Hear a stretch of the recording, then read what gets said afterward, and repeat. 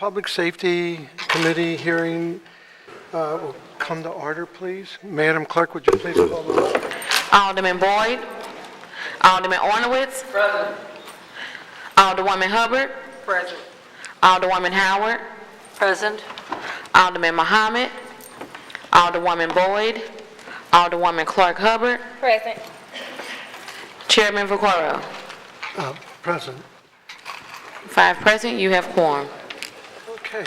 So I guess the first thing we have to do is get approval of the minutes from last Tuesday's meeting. Do I have a motion to approve the I minutes? make a motion to approve the minutes from Tuesday's meeting. Second. Second, and Madam Clerk, please call the roll. Alderman Boyd. Alderman Ornowitz. Aye. Alderwoman Hubbard. Aye. Alderwoman Howard. Aye. Alderman Muhammad. Alderwoman Boyd. Alderwoman Clark Hubbard. Aye. Chairman Vaccaro. Aye. It's 5 aye votes. Okay, what I'd like to do, we do have a sign-up sheet. I'd like to start with Reverend Rice.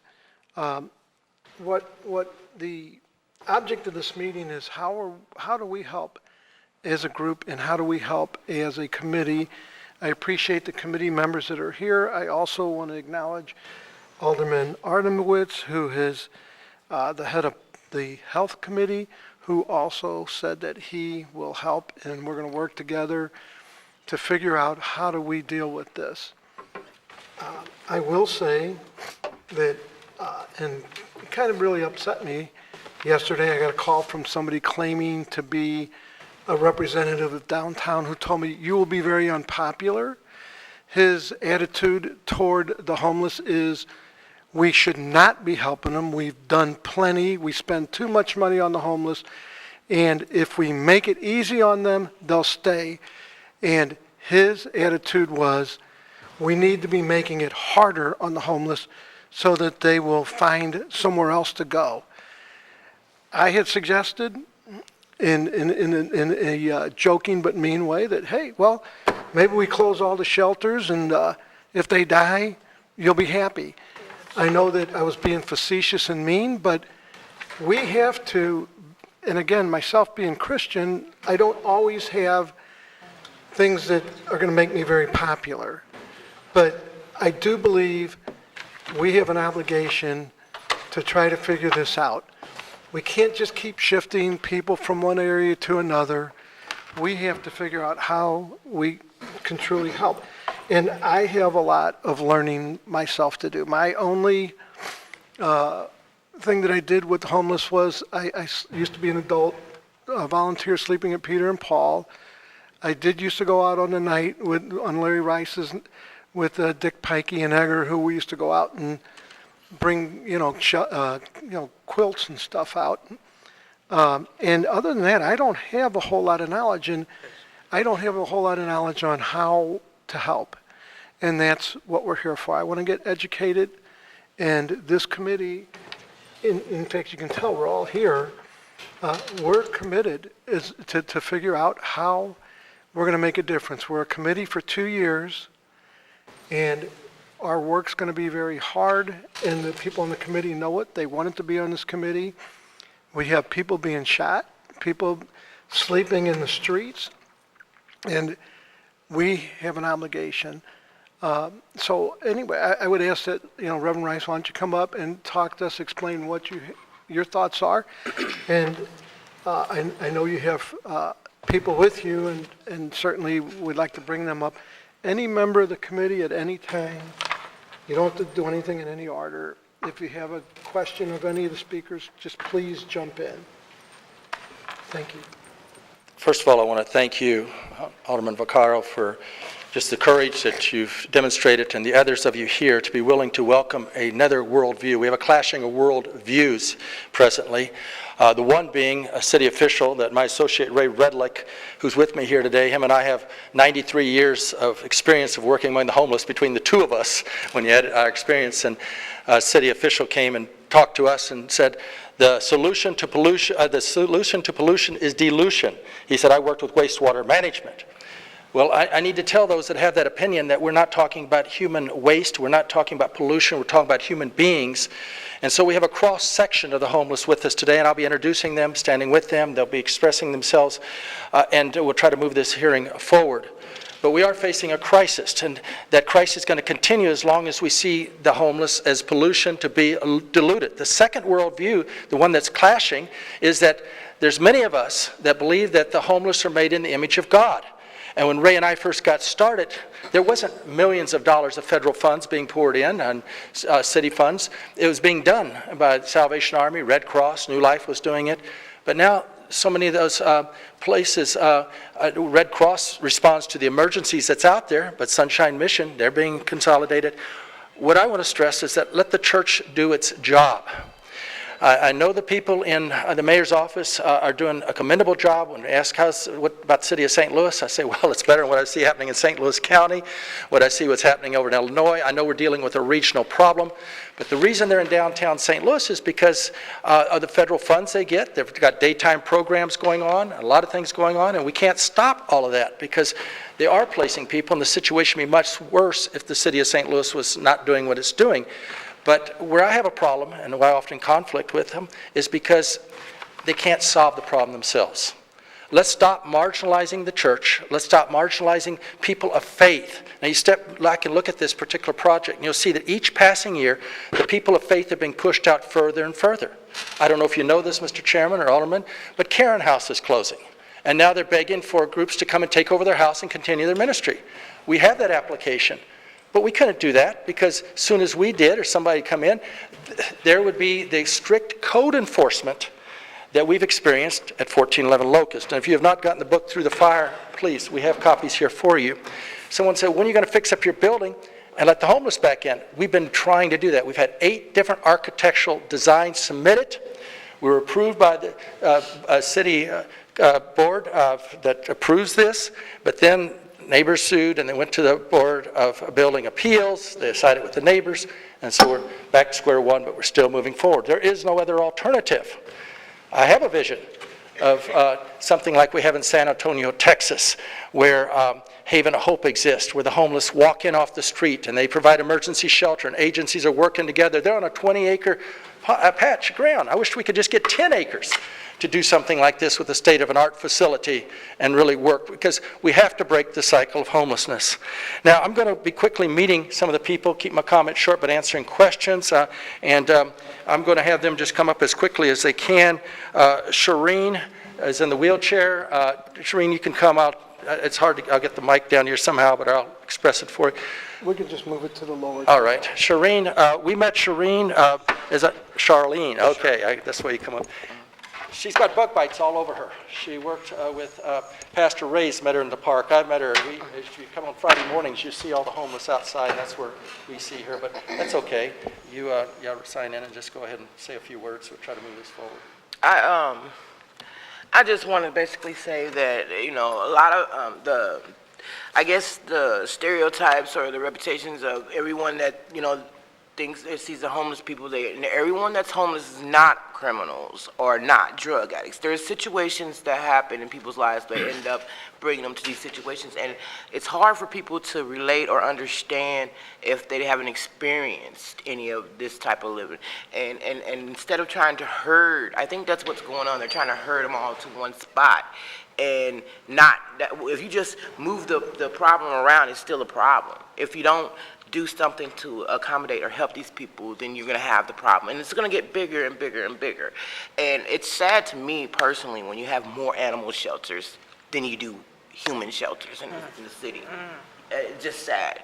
People would rather feed a dog than a human being. And it breaks my heart. But I've been through it, and the situation that I had was because of people taking advantage of me and my funds. I was helping out people and family, etc. I'm just going to move it forward here.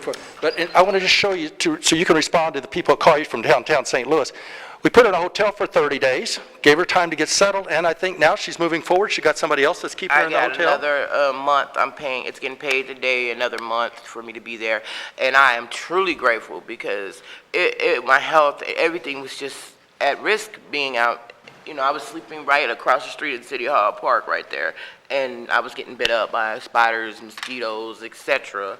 And my health just was plummeting. So it all starts to snowball. There's a snowball effect. Whenever you have someone that may come out here healthy, whatever, and things happen, and then safety issues. I'm really, really vulnerable because I can't walk at all. I need a hip replacement. So it becomes it manifests into this big old. It becomes worse than what it actually began at. I have more issues after being out there for a while. So I'm truly Does grateful. anyone have a question? I do. So you have another month to Yeah, I have another month, and I'm going to be housed there's a fund housed I- in a hotel. Yes. Are you working towards I'm working securing an towards- income of some sort? I do have an income secured now, and I'm also working towards finding an apartment that's wheelchair, because I've also done. That's a challenge, I've having done a- the St. Patrick's Center thing, put your name get on the list for Shelter Plus Care, or all these little things, and you could be waiting 2, 3, I've been on there since 17. So the waiting list, what are you to do in the meantime whenever you are waiting or in the process of trying to use the little resources that are available for us? What do you do in the meantime? You still So have to have somewhere to live. have you been helped to identify resources and? I've used a lot. I utilize them, all the resources that are, but there's really not that many. They've diminished over, time. When we had the Biddle House, ladies could go in there, take showers, stay in there during the daytime. That was a big help there's nothing for the women down here for real. There's really no shelters. You have St. Patrick's Center with 20 spots. 20 spots, and you have all these 20,000 people that may need help out here. So, yeah, but I'm using resources. I had to. But you expect within the next 90 days to be in a permanent home? That's my goal, my personal goal, and I'm to strive hard. I'm adamant about And an apartment that's suitable, because I have to have wheelchair accessibility. I understand that's a challenge, Yes. but I think that, to help the homeless, we have to get them rehomed. Yes, And exactly. that's what I would like to see for And you. they have to look at Because a lot your of- health is at risk, Yes, and, ma'am, my health. you have health challenges now in being without a permanent residence. Self-care is really difficult, I understand that. Very, and then crime rate, also a lot of things would stop, or slow down. People, they talk about crime down here. People are basically, when you back someone in a corner, human nature is to do whatever it is to survive. So people just, sometimes unsafe, yes. survival, and they don't know what else to do if they're put in a situation where they have to do whatever it is to eat or. But I think the important thing should be that people that are without a home is to, whatever they need, whatever means, we identify resources to get them back online in a permanent home where they can take care, get help to be cared for and have a permanent address so that their life can become back, into a holistic, Kind of felt. normal living. Yeah. Makes you feel So, lost. thank like you. don't matter, like, I understand. It's Like got you're not a to, person. And everybody has different circumstances of how they end up where they are. And like you said, I understand not everybody that's homeless Is a criminal. is a criminal or a drug addict, but I think all of those things we have to keep in mind, that we have to have those resources to address those problems, to get people off of the streets and back into permanent housing, not temporary housing. Yes. Thank you. Yes. Thank you. Tamika and then Larry. Thank you, Mr. Chairman and members of the committee. I guess this platform, I guess, is just for us to hear, is it what's going on with NLEC, or just to discuss homelessness, or what's the premise for? Well, like, to learn, like in this case, how can we as a group help this young lady? I believe there are things I know, maybe through Catholic Charities or Okay. through different groups. I will be the first to admit, I am pretty have much a- clueless, but maybe we learn, and then I'll research over this next week, and I'll get answers. There's got to Okay. be ways to help. Okay, so I was just trying to find out what direction we're going in, and I understand that it's certain members of the committee who haven't had to deal with this issue like up close and personal, which I have. NLEC is definitely in the 5th Ward. It has had some challenges throughout the years, and there has been mishaps on just both sides of the issue. And I'll never forget initially when I first took office in 2011, I toured NLEC. I lived in, the city all of my life, and I can add credence to some of the things that you have done within the community. Just let me finish, sir. And you have helped a lot of homeless people, but when I was there, I realized, and like I said, I've been in this community all of my life. Even before they developed downtown, I was living right in Court Square where I live now, and you have served some of the people in my community, some of my constituents. But I noticed that there was a disconnect because when it comes to homelessness, you have to get past simply warehousing people, and I noticed when I spoke with you, I'm not saying that you weren't doing the work. Definitely you're a God-fearing man, and you were doing the work, but there weren't any wraparound services. People weren't being programmed to do away with their situation of being homeless. And this is not to bash you at all. And I'm just trying to put things in perspective for people who may not be familiar with what went on. I've been wanting to show you. Okay, can I finish, I'm sir? sorry. First, okay, and so it's always been a hot issue. It's always been an issue for everybody. And there was a situation, downtown residents, it's classic NIMBY. They don't want it in their backyard. That's an issue, and that's something that I can own and say, and I've been in some of those neighborhood organization meetings, and they just don't want to see the face of homelessness. I mean, so much stuff happened. They barricaded sidewalks, but you did have people defecating in alleys and stuff, and so it was the issue. And the city felt compelled to do something about it. Yes, you had a gazillion code violations and stuff, and yes, we know you don't have, excuse me, a money issue at all. There's a lot of money behind you and your organization. I'm sorry, I'm fighting the cold, but this issue is definitely something passionate for me, and I want the truth to be out there.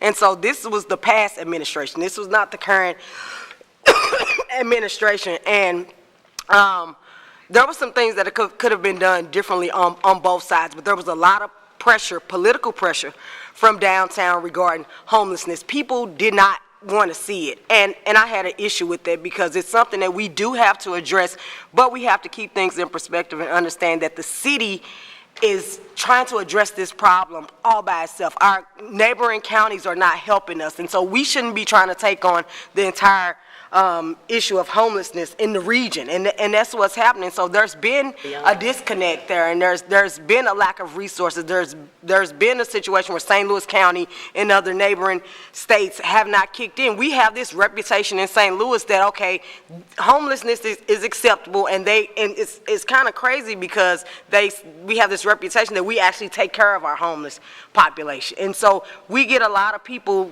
coming in. A lot of people suffer from mental illness. It's a lot of transient people, and it's just a situation. So you jump ahead 2 or 3 years after I've been elected already.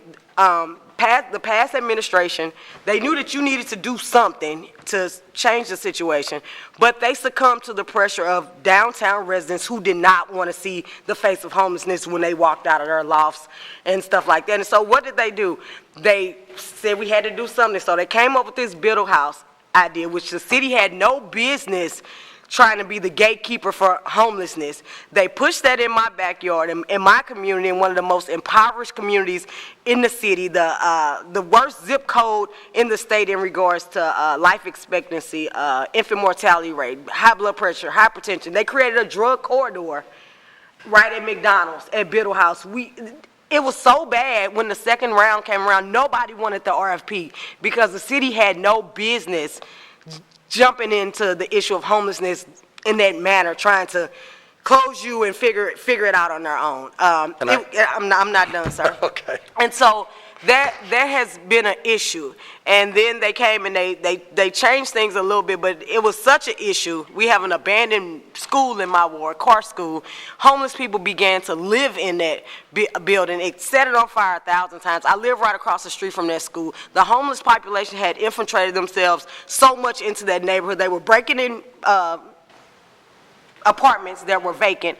they left a book bag in my front screen door to see if someone would eventually come and get it. I never used my front door, I used my back door. So had I not seen that bag, somebody probably would have been living in my house. So this is the after effects of the city trying to address homelessness, but not doing it in the manner in which they should.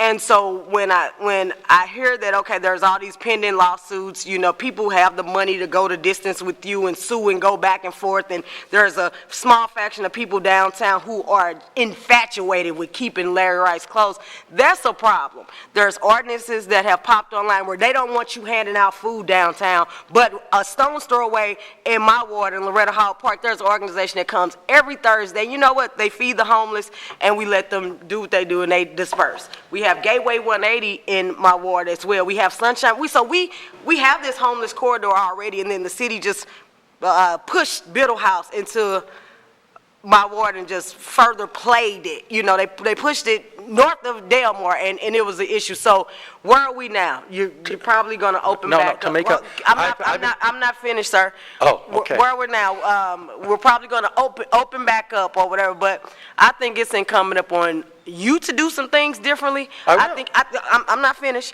I think it's incumbent upon the city to do some things differently, to solicit the help of our neighboring states to see how do we fix this, because it's everybody's issue. You can't just be, I don't want it in my backyard, but we have to do our part. I trust that your heart is in the right place. You're a God-fearing man. I know they say you have homeless people there, you have them working out on the farm or whatever it is, but if you simply warehouse people and you don't do a total assessment of what their needs are, if you don't look at the situation in totality so that we can reverse homelessness, then we're just simply moving people around, we're putting them in front of cameras, we're letting them tell their stories, and we're not helping them. So I don't argue with you. You don't have to convince me. I'm not finished. All right. And I want to sit down and have a long meeting, just listen to you. And so I'm not bashing you at all, sir. I have a lot of respect and admiration for you, but when I see cameras moving around and I see people,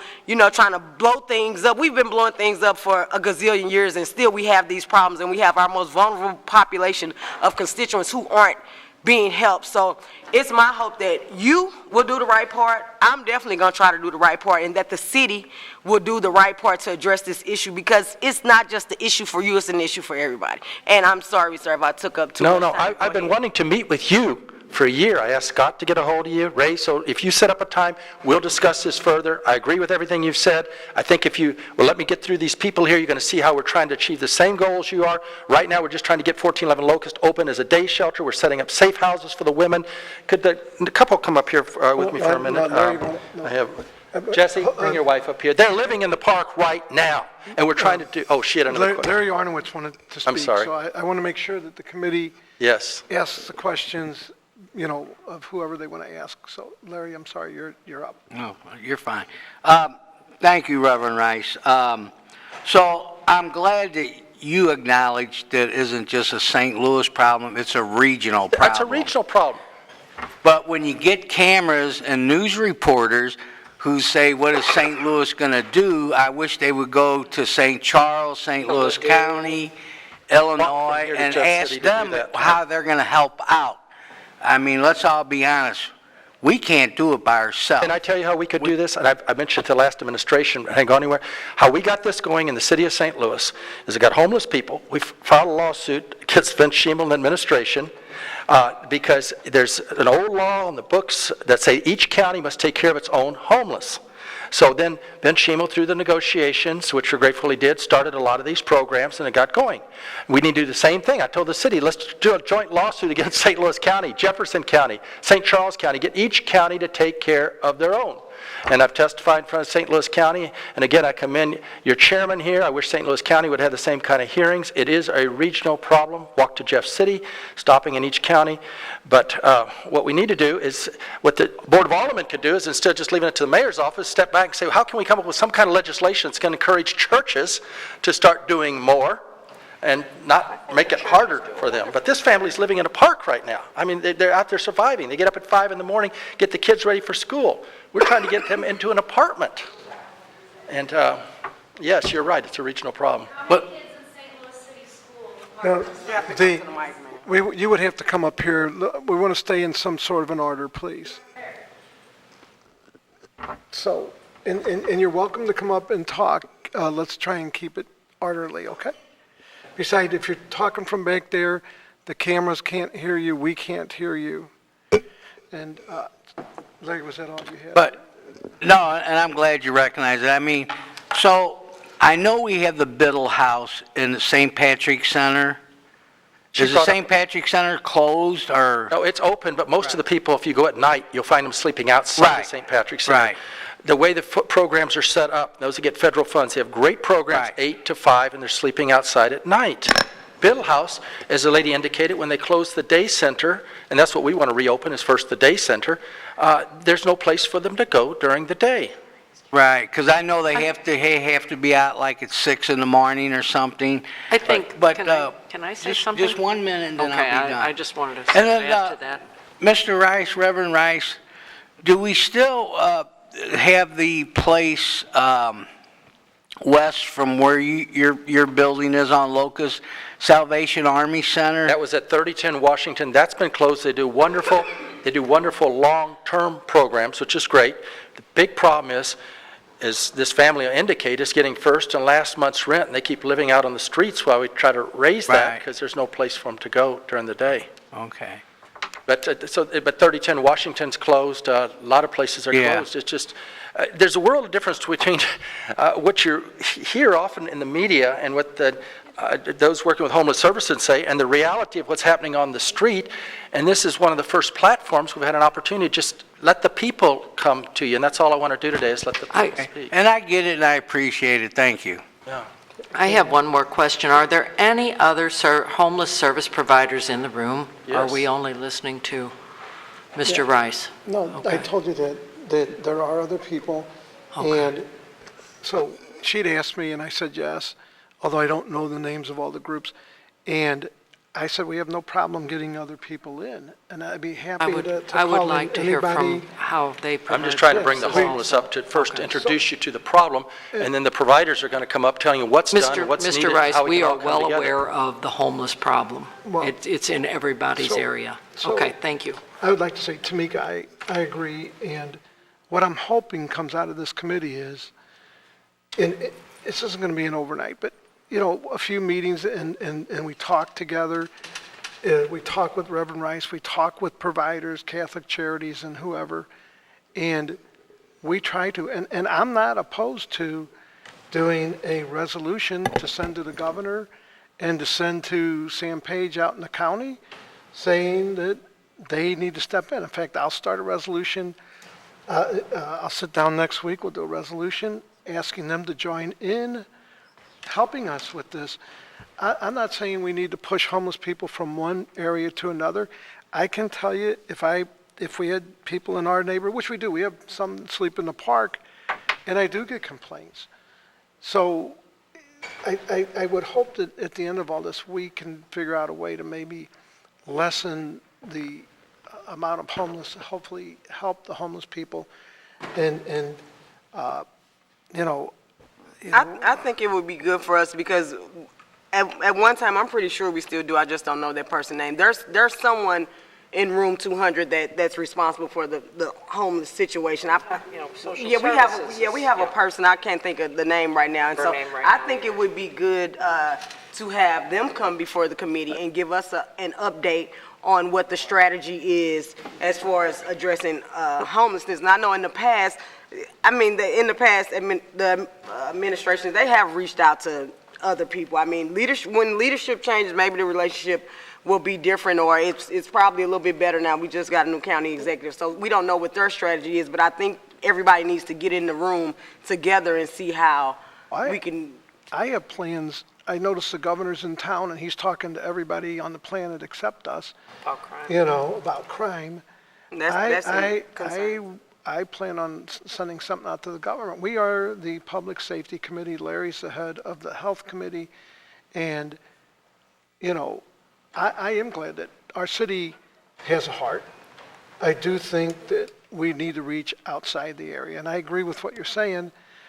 And the reason I'm starting with the people, Just a real fast example, in the car wash business, I thought I knew everything, and I would order soap that was cheaper, or cleaners that were cheaper, and the guys that knew more about the car wash business than me were the guys that were out driving the cars. They'd come back and say, Joe, we're using twice as much, it's taking us twice as long, this is not a good move, we're really not saving money.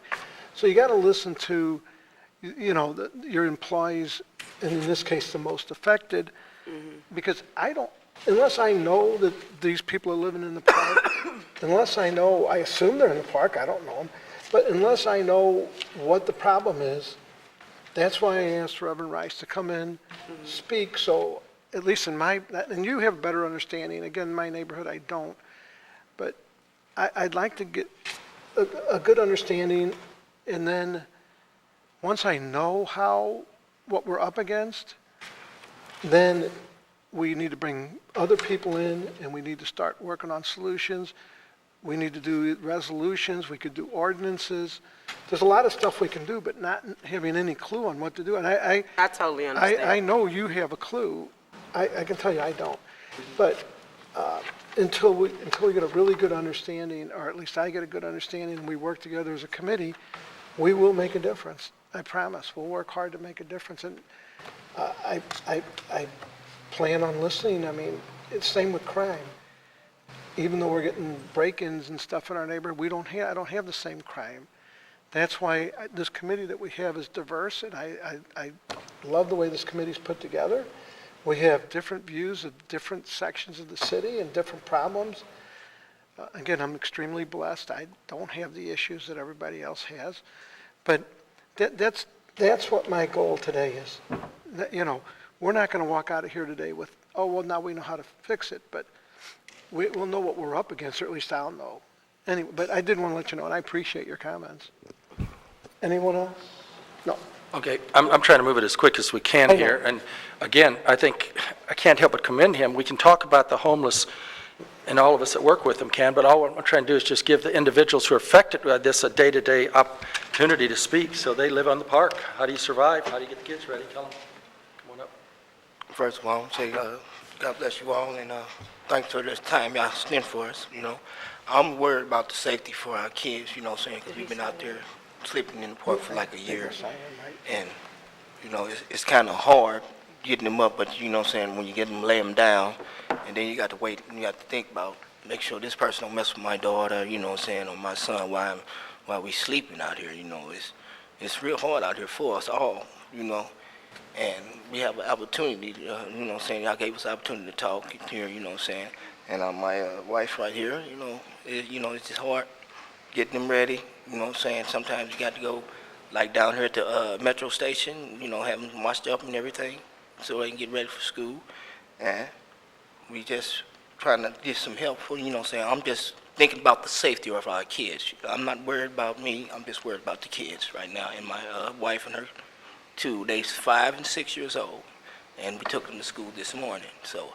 I don't want to take up too many time because I'm always a little short with words, but I appreciate all of y'all up here, y'all doing y'all thing, and I bless y'all all. Thank y'all. You want to say something? Yeah. We have to get them up at 5 in the morning to get them to school by 9 o'clock to make sure that they be there on time, because if they ain't on time, they call us in and say something about the kids. Why they not at school? Why they not here on time? And I can't do it. I be having to get up early to go get my kids and get them to school. And I really want y'all to help us. Can y'all please help us and bless us with an apartment or anything, please, so we can get off the streets, please, and thank you. And probably a stupid question, but so obviously at one point you lived in a home and then you lost that home, or you rented somewhere and lost it? I've been staying with my family members ever since I was a little girl until I got about like 18 and graduated out of high school. They was just like they was done, and I've been staying with family members ever since. I mean, you look really nice. I commend you for getting your kids to school. Yeah. And if you tried to find housing? Or do you work at all? Either one of you work at all? So I get disability. I have sickle cell, and Okay. it's very bad on me. And the disability isn't enough to, and does your husband, do you work? No, he get disability too. Get disability? So you also get disability. Between you, it's just not enough. Like if we work to try to find you housing that would be not as expensive, is that kind of what, Yes, How many children do you have? two? two. This is- A boy and a girl. They 5 and 6. Okay, Miles and Kamaya. Anybody else want questions? I have just a comment. Have you tried to go to Gateway 180? It's located in the Car Square neighborhood. It's right off of, I guess, 20th and Car. They are one of the few shelters in the area that's equipped to take a whole family. And so it's, if you're currently at Larry Rice, I mean, you could walk to Gateway 180. It's probably like 8 minutes away. It's right at Car and 20th Street. But so when you, and I totally understand what you're going through, but there's a commitment from you as well. And if you're a mom, you're getting your kids up to go to school in the morning, I totally understand that, and I commend you for that, because so many of our kids, when the family is experiencing this type of trauma, they don't get to school. And the average St. Louis public school kid moves about 7 times a year due to this issue right here. So if you go to that organization, I mean, it will take some commitment on your part. I'm not sure what their waiting list is, but you will have to be committed to programming to see what all the needs are, for you and your family, so that you can address those issues and one day get into a home. There are aftercare places throughout the entire city, and if you call me, or if you just go, once this meeting is over, you go over there to that the main office over there, I'll give you a list of places where you can go, because there is help out there for people. You just have to be willing to go through the process to get the help. And so I definitely will keep you and your husband in my prayers. And due to the fact that you are all both are currently receiving disability, you all will jumpstart ahead of a lot of other people in regards to housing and everything else. So definitely there are some resources, and I hope that you can get them, and I can give you some numbers when this hearing is over with. Okay, thank you so much. Thank you, Mr. Chairman. Just a quick question, and Reverend, you may be the perfect one to answer it if they cannot. Have you guys tried to go through the flow of the city services that are offered to the homeless population? No, we never heard of it. You've called the hotline, and you tried to get into Gateway 180? Yeah, we called them, but what I'm saying, they didn't put us in nowhere. Yeah, so you keep trying, and then you kind of give up. During the cold of winter, when we had the pop-up shelters, 50% of the women and children did not get in by calling the hotline. 85% of the single women, those statistics that were done, 92% of the single men, they just are full, they don't have any room. And then the homeless have a tendency of just giving up. We've been trying to work with this family. If we can get them the first and last month's rent, they do get some disability income. They can continue to keep it, but just there's a lot of them out there, and I'm really glad to hear that you're willing to listen to them, because it's easy to talk about the homeless rather than listen to the homeless. Absolutely. I just wanted to know exactly how tedious is it to contact the city to get aid and to get assistance. I know I've never tried, so I'm asking. The lists that are passed out, if they came here, if Irene was here, they'd show you the list. They'd show you there's feeding places all over. The problem is transportation to get them. That's why we have 200 to 250, 300 people every Friday morning out here that stand in line for hours for just 2 bus tickets so they can just get some food. They call the homeless hotline, as I indicated. The places are full. They're constantly full. And I keep saying, I wish we could do more to encourage our local churches to be able to get involved in this, and I think they would, but it's very difficult, as a clear illustration. Oh, it's very difficult. In this past winter in the 21st Ward, we actually had an emergency shelter at St. Peter's AME Church under Reverend, which you actually came to and visited a few times, I believe. And we operated that emergency shelter for 108 days. And it was just becoming a financial strain on the church and on the volunteers. So I know how difficult it is to to operate this and get involved with People this would have issue. died, more people would have gotten turned away. It was, thank God they did, but we got to do something for this family, and if people can plug in with that, that'd be great, okay? If you don't mind, can you just tell me, how old are you, both, if you don't mind? I'm 28. Wow. Okay. What school do your kids go to? Hygiene Elementary Tech. What is it? Hygiene Elementary Tech. Hydro Elementary? Hygiene. Hygiene. Oh. Is that you? Oh. Dan, you can come sit. Okay. Thank you. Thank you. Thank you. Anyone else? No. Anyway, I would encourage you to get with Tamika after this. She knows a lot. Everybody is welcome to call me on my cell phone. I will get cards, but anyone and everybody in this room, call me. My cell number is 314-718-0131. What was that again? Oh, 314-718-0131. That is my cell phone number. Especially if you feel you're not getting the help from the city, I'll make the calls. Okay? Thank you. Thank you. Just real quickly, Janet here, did you have any other questions? Oh, no, I think we're good. 72 years old. Janet found herself homeless. Her family, you don't have to go into all the detail on that, but took all her money and put her out on the streets. She didn't have anywhere. She called. We try to get the women, the children in safe houses. But Janet, tell them how hard it is for a senior citizen. Well, it's good. They've been good to me. If it hadn't been for them, I don't know what would happen to me. They give me new clothes. They house me.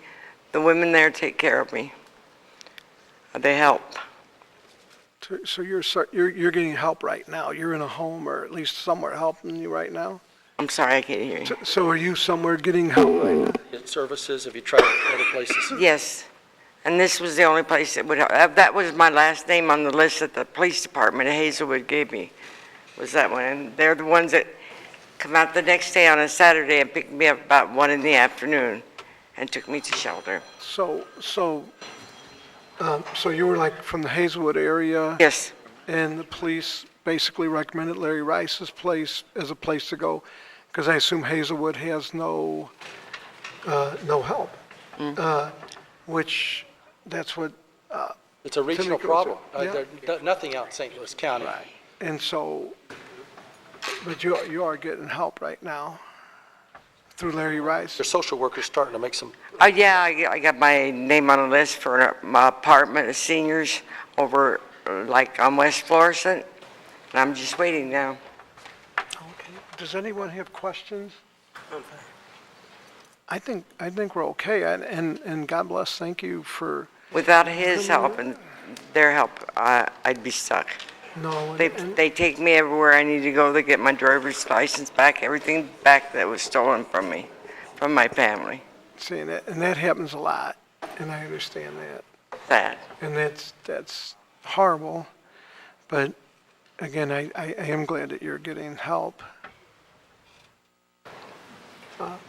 Anyway, Reverend Rice, next up, is that Mama Cat? We have a lot of homeless here, but Mama Cat, she's out feeding them, other things. She sees them all the time. Go ahead and say what you're going to say. And then, Thank you, Janet. Good morning, how are you all doing? good, how you doing? All right. Hey, my name is Kathy Daniels, known to many as Mama Cat. I'm the founder of an organization called Pot Bangers, Feed the Body Mission. We have been in existence since the days of the uprising in Ferguson. I fed the people on the streets of Ferguson.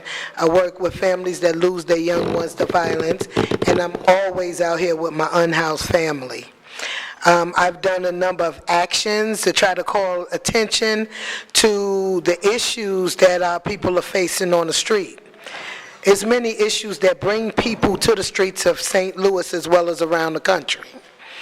I have an ask, and the ask is that we humanize our brothers and sisters without shelter. It's no them and us. It should be all of us. And to be pushing people around every time there's a big old event going on, people got to go sit over here till the event is over, then you can come back over here. We need to recognize the humanity of each and every individual. I can't come here with numbers for you because I'm a worker bee. I'm in the kitchen. Like today, when I leave you, I'm going to my kitchen. Each Thursday, I cook 150 meals. And then we package everything and we serve our family. And next week, we will be hosting our 3rd annual Neighbors United Block Party, where we bring our unhoused and our housed family together. Because I want people to understand, no matter what your circumstances in life, we are all brothers and sisters. And so we bring all the different agencies to come and bring resources and feed everybody and have just a fun family environment.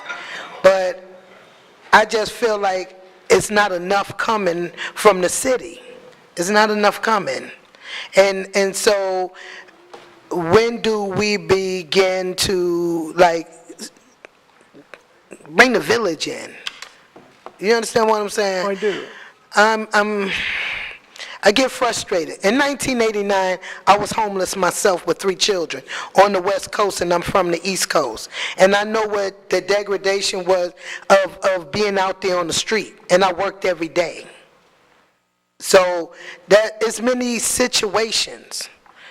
Can we start really addressing the disease? Because we can't keep on dealing with the symptoms and not deal with the disease, right?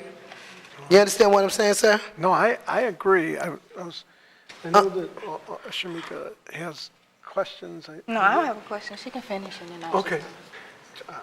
So, I mean, that's my ask is that, you know, I'm willing to work with whatever. If y'all got buildings or whatever, because I'm not okay with just saying, here's a meal, here's a blanket. Alderman Muhammad can attest to the fact that St. Peter, AME, because they got them doors open, and I was the one that was bringing meals for people to eat, right? We was out there transporting people to shelter.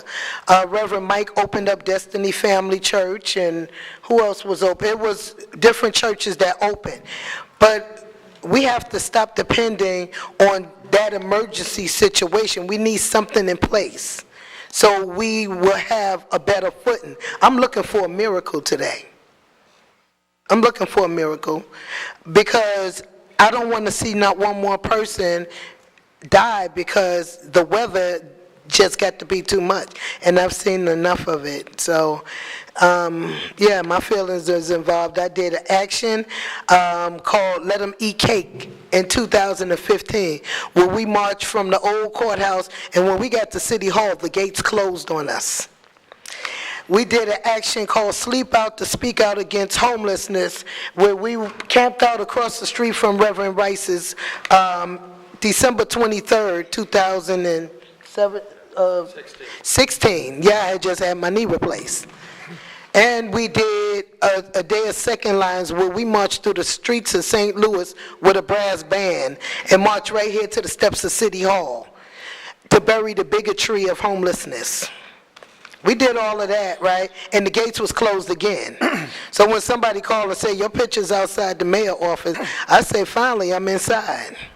Well, but I don't want to fight with nobody. I want to see our people taken care in the way they should be. Well, get mental health, drug abuse. Let's get all them services like in abundance. Kill the disease. well, and that's, believe it or not, that's what started this. Again, when you all were out there and Larry Rice was out there, all the gates were being closed and locked, and I went out and said, we can't just turn our backs.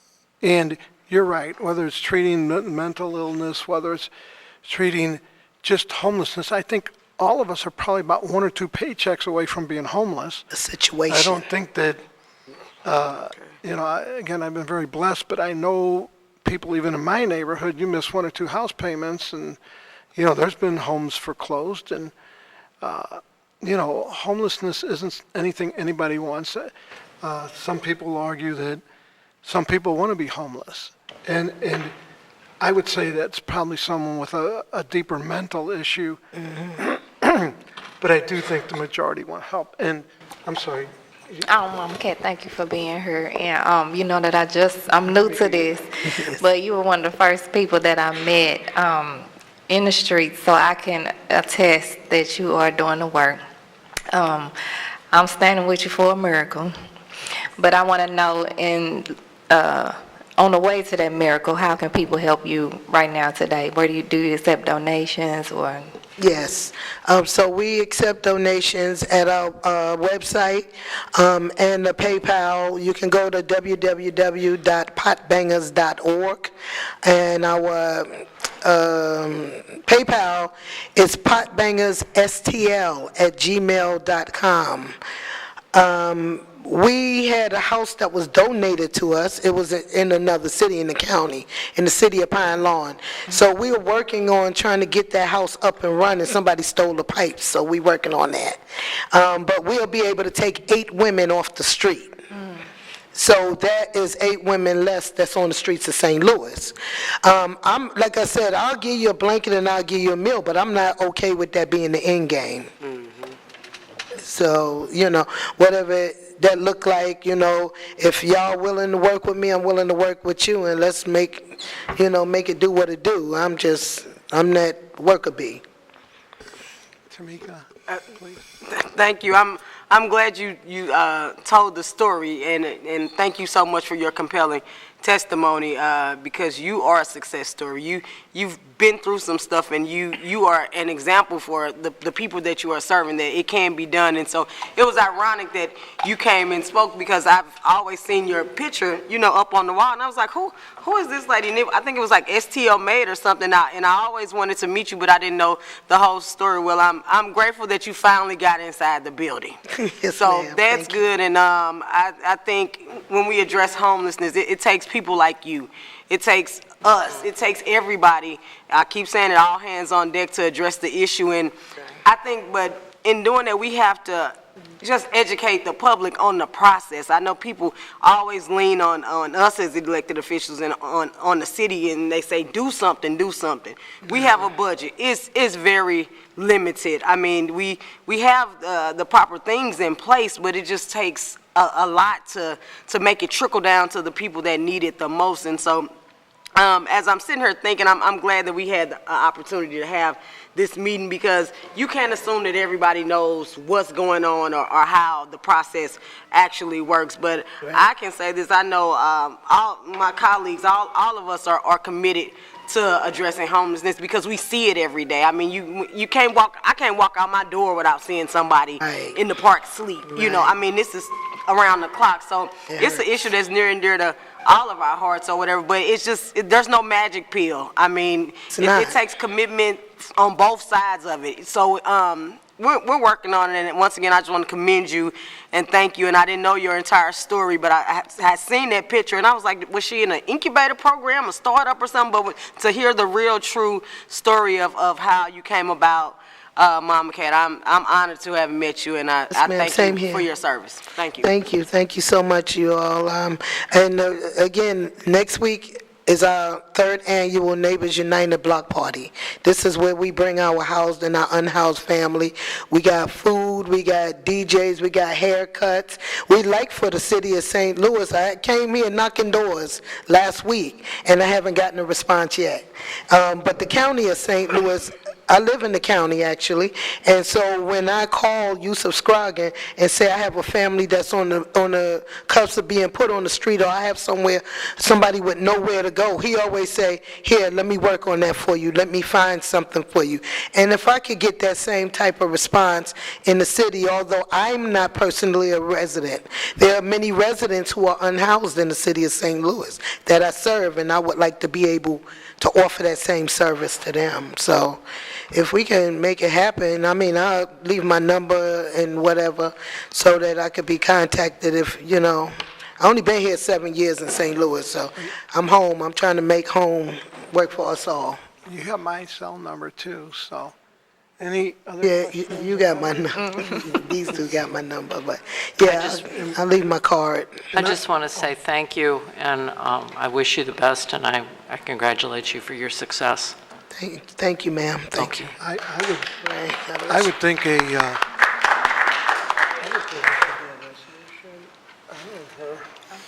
everybody. I want to give all my respect and thanks to Mama Cat, to Reverend Rice, to all those who spoke who have had to live outside when you never should have. And just want to say thanks for what you said today. Thank you to this committee for meeting, to the chair, and to all of you. Can you introduce yourself? I can. Thank you. Okay. So that was my next thing. Okay, I didn't know if you were getting Yeah, to no, I didn't assume you knew me. I'm Tekka Childress, and I'm a resident of St. Louis City, and I live in Alderwoman Hubbard's ward, have for over 40 years. And during the time I've worked among people who are unhoused for the last 40 years. And I am a member of St. Louis Winter Outreach, which started about 15 years ago to provide initially finding people who are outside at risk of freezing to death and then taking them to shelter. And we've opened shelters and many other things since. I have many thoughts about so many things people said and a lot to share and would like to answer any questions I can, but I prepared something last night over a couple hours, just a 3-minute statement I'd like to read, and I have some very specific things to ask the city to do.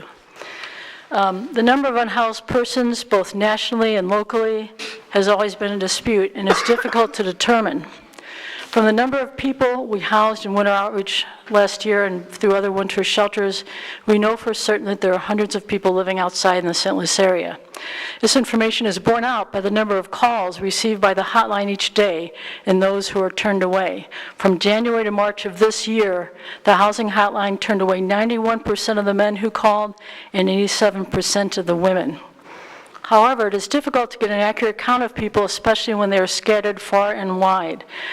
I'm an outreach worker with a local agency as my day job, and in just 2 days alone, I have been in touch with unhoused persons who slept outside in downtown St. Louis, in the Ville, in Overland, in Carondelet, in St. Charles, on St. Charles Rock Road, in one of our local ERs, in Soulard, and on South Grand in just 2 days alone. Many of these people who live outside spend the majority of their day simply figuring out how to survive for the day, to find food and access to restrooms from which they are almost universally denied. We talked about the difficulty of people defecating outside. No human being would choose to defecate outside. Often people can only hope that sometime during the month they may find a way to shower and wash their clothes. While we have agencies like St. Patrick's Center and others who do great work to assist folks in need, the numbers in need far outweigh the assistance. Those living outside frequently lack the resources to seriously impact their situation, lacking transportation and clean clothing or even somewhere to keep their belongings. An important change that has taken place over the past decade is that there's now an appreciation for the philosophy of housing first. This vision espouses the solution to homelessness is housing. We need not fix people to solve homelessness, we need to fix their lack of housing. We all know a lot of people who struggle with a great deal of issues who live in houses. They just have money and resources. There are valiant and vulnerable people of all sorts among the housed and unhoused. As this shift in philosophy has taken hold, so has a shift in HUD dollars. There's now funding for permanent housing, but very little funding for shelter. The problem is there's not enough funding for housing for all those in need. And Power Missouri's data shows a shortage of at least 119,000 units of affordable housing in the state. Therefore, those who are waiting are without resort and have to sleep outside. In the last 5 years, St. Louis has lost hundreds of shelter beds. Salvation Army Shelter for men that shelter over 100 men, Sunshine Mission for men, New Life, unjustly closed by the city, which provided hundreds of beds to men and women and children, and Shalom House for women. We've lost hundreds of inexpensive rooms for rent.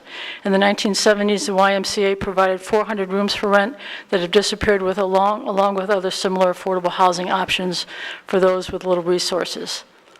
While homelessness seems like a huge problem which has its roots in a whole series of federal and local decisions over the past 40 to 50 years, there are some concrete solutions that can be offered by the city and will make a great impact.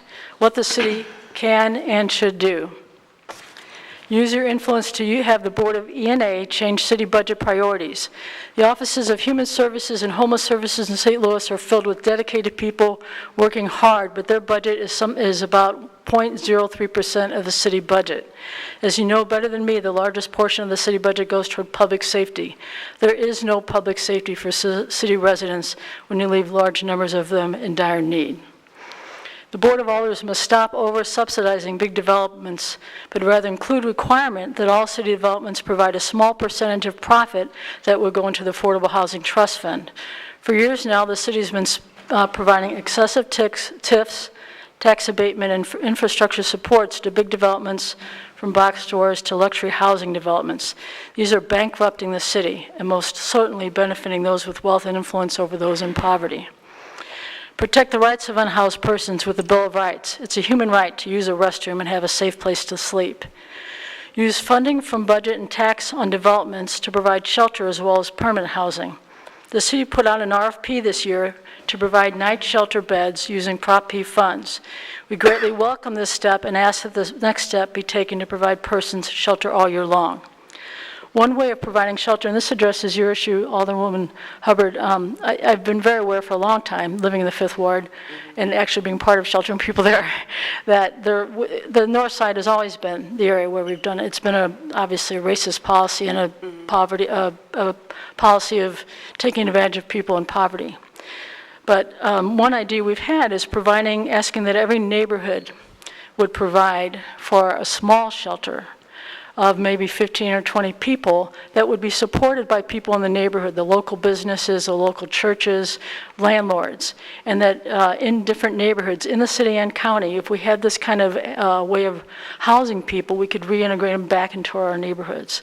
And we've done something like a little bit of a pilot project on this. St. Louis Winter Outreach, about 6 years ago, we decided we weren't doing enough, just putting people in shelter in the winter. So we opened a shelter for the whole winter, and at the end of that winter, after keeping people every night, we thought, why should we put them out just because it's warmer? And we converted that first winter shelter into permanent housing for many of those who were living there, and we continued that model called the Assisi House, where we're going to open up our 6th shelter this year in the winter that will become permanent housing at very low affordable cost of $250 a month, including utilities for those who stay. So there's options that we can have, and we could have these small kinds of shelters in different neighborhoods, and this is something that the city could really easily do. Alders could, pass legislation to allow for this kind of thing, and then additionally I have a suggestion on how to fund it very next. Lastly, another way to impact and significantly assist unhoused persons in our community is for the city to partner with St. Louis businesses to provide for their needs in the same way you would as if you were seeking to build a new stadium. The difference would be that the businesses might not initially get as big a bang and economic payoff immediately, but the ultimate payoff for all of us would be beyond value. If we encountered our partners in the city, all the businesses, as if this were their issue as well as all of ours, and asked them to invest in this, we could open spaces for many people and radically change the face of homelessness and save the lives of people in our city who have been left behind for far too long. So thank you so much. Any questions from any of the members of the committee? All right, thank you. I went to, ma'am. Oh, I was just going to ask if we can I get a copy. actually left it for you. It's got the, thank you so much. thank you. I'm a good. Copy for everybody. Yeah. When 1411 Locust closed, Ray Redlick moved out on the streets with his services full-time. Ray has been with New Life many years. If you're Friday morning, you're around here at 8 o'clock, you will see hundreds of homeless people that will wait in line just to get 2 bus tickets. Some have lived on the streets for years. Ray is here. Austin that lived in St. Louis on the streets for about 7 years, in and out of vacant buildings, in and out. If we can just have a place where people can stay and then get them off the streets into permanent housing, get them into a job training program, that has been our goal. In spite of what many have said, we have never had a desire to warehouse people. We want to break that cycle of homelessness. And Ray Redlick, you can come and share more. You got Austin here. As Reverend Rice has said, I am a minister with the New Life Evangelistic Center. Been with the organization for 45 years. And since April 2nd of 2017, when our building was closed by the city, I've been doing a lot of street outreach. I go out nearly every day. Chris here, who is in our leadership training program, he often goes with me and some of our other ministers and other staff members. We go out nearly every day, usually about once a week at night, and we go out into the north side, south side, downtown, mostly within the city of St. Louis. And I've just been seeing a lot of people that are in great need. I find that, especially when I go out at night, I'll ask people, well, why aren't you in a shelter? And often they'll say they tried, but there was no bed available for them. That's both men and women. And the common feedback that I get from the people is that they're told to call. Some of them don't have a phone, but they're told to call, and then they're told to call back at a certain time. And maybe if they keep on calling faithfully, maybe eventually they'll find an opening where they can get into one of the shelters. I'm thankful for the shelters that do exist. I'm thankful that, for Peter and Paul, for men in the south side, for the Biddle House for men near north side, for Gateway 180. I think they all do a great job, but that's not sufficient.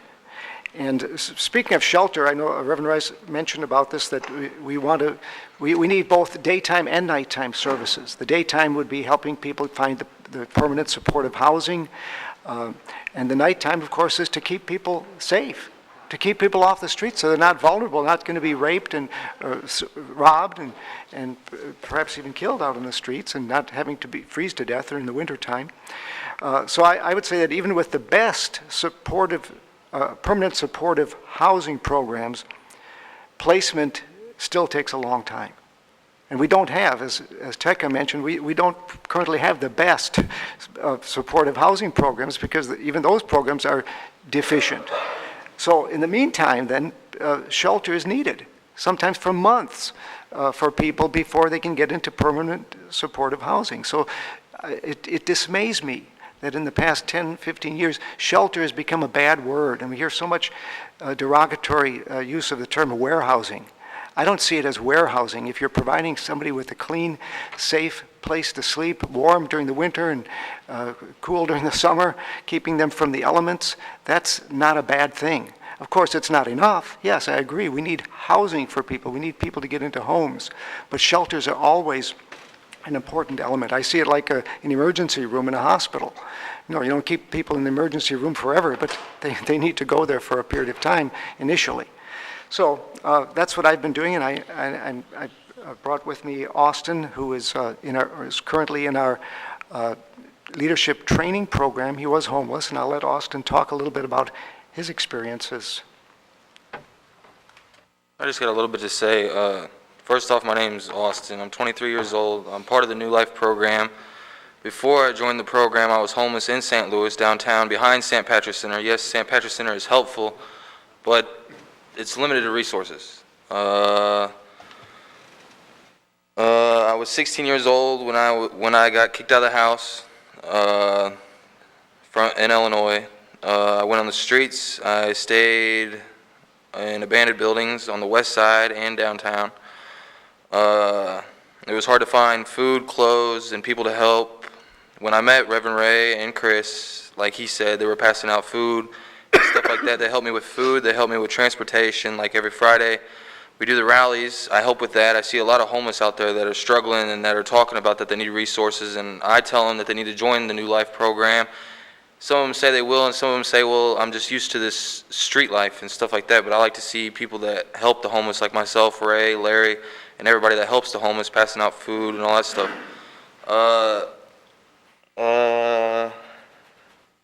So I started going every Friday to help people and stuff. I used to stay at 1411 Locust at the shelter for a couple of nights, and I loved that all the staff was doing stuff for the homeless, and I had a lot of friends that stayed there some of the time. But when they shut it down, most of my friends had no place to go.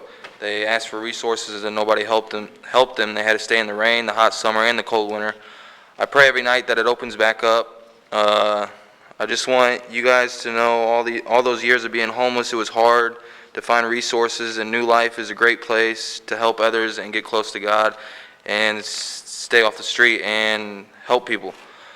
I just want to end with a big thank you to Larry Rice, Chris, Tom, Ed, Mike, Scott, and Will, and Deborah Rice, and Chris Aaron, and all the staff in St. Louis and in Springfield and all over the world where Larry Rice has his New Life everlasting sinners. And God bless. Anyone with questions? Thank you. You're welcome. Okay, thank you for coming up.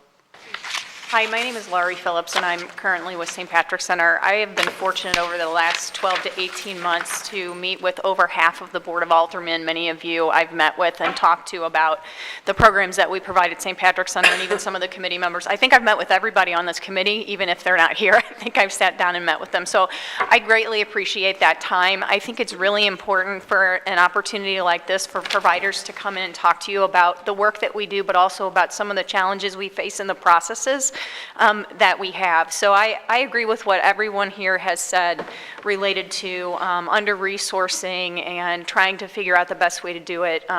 Social work, social services, homeless services, it actually is a science, and there are many different ways to go about finding people housing. And the beauty of this city and county actually is that there are a multitude of organizations who actually work very well together to try to bring all those resources to bear for our clients. We currently have organizations within both St. Louis City and St. Louis County that are made up of providers that work together very closely. Our issue is always funding. Where does the funding come from? Who gets that funding? Does the person have to be a St. Louis City resident, a St. Louis County resident? And that is our biggest challenge, is there are inefficiencies in the process. We just want to help people, but it's very difficult for us to help people because of all the rules and regulations that come with public money. Reverend Rice and his organization don't accept public money, and so that gives them a little bit more leeway on how they might provide service. The rest of us who do accept public money have those restrictions and those requirements that we need to follow. And in order for us to keep that money, which we desperately want to keep that money because it helps people get into housing, we're going to follow those requirements. St. Patrick's Center, to Reverend Rice's point a while ago, St. Patrick's Center is one of the federated agencies of Catholic Charities, so we are a faith-based organization. And though we don't proselytize at St. Patrick's Center, we do provide religious services if people are interested in those. So there's also a difference. I've talked to most of the alder people that I've met with, I think probably all of them, about the concept that Tekka brought up about small shelters in each neighborhood in St. Louis City and St. Louis County. I have honestly not had one alder person say that they thought that was a horrible idea. Everybody I talked to said they thought it was a good idea because people who find themselves homeless in your wards are your neighbors already.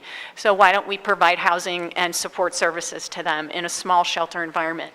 What we found, and what I think the other providers could speak to as well, is that engaging someone in a community meals program. We do lunch 7 days a week at St. Patrick's Center. We do have a small women's night shelter for 20 people. We have day services from 8 to 4, 7 days a week. If we can get people to come inside the building and engage with each other and engage with our staff, that puts them on a much easier path to getting housed again. People do fall into a comfort zone. They do become very distrustful of the system. The Public Housing Authority list in St. Louis City has been closed for 4 or 5 years, I think. There's 25,000 people on it. You start to lose faith that the system's going to help. And the beauty of what we've got here is we've got organizations that come together that are private that can provide some of those resources, but we can't do it all by ourselves. So I just wanted to, again, say thank you to those of you who I've been able to meet with. Thank you for the opportunity to talk about this very important issue for our city and our region today. And I would be happy to sit down with anybody and talk more about specifically what challenges we face in our process and our inefficiencies related to our funding. Okay. Carol, I'll let you go and and then I'll... Okay. And I'm not trying to put you on the spot. What was the latest homeless count for the city of St. Louis? And I know that's probably a liquid number, but I mean, it kind of gives us a bearing of what we're dealing with. So we do a point-in-time count, which is a requirement of HUD, and we do it in the winter, usually late January, early February. And I believe the latest numbers we have are 950 total number in St. Louis City, and then I think St. Louis County is probably about 400 or 500. So if you look at just those two governmental bodies, we have About 1,500, About give, take, yeah. 1,500. About And is that pretty constant? I mean, So this count in St. Louis City has gone down. I think when I started at St. Patrick's Center 5 years ago, it was a little bit over 1,000, and it's gone down. That might be because the definition of transitional housing changed. HUD no longer funds transitional housing programs, and if you were in transitional housing, you were considered homeless, but we don't have those programs anymore, so people are either in shelter or they've been permanently housed. home. But the number has come down, and there have been concerted efforts in our community to do more with veterans, specifically veterans housing. The VA is pretty generous in that and wants to work very well with with agencies who do that. Yeah, and our chronic homeless number is pretty low.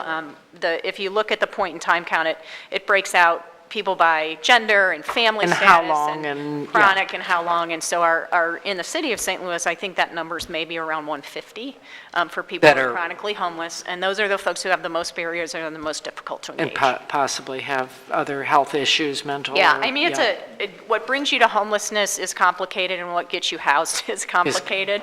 And I think Alderwoman Hubbard, you mentioned the wraparound services.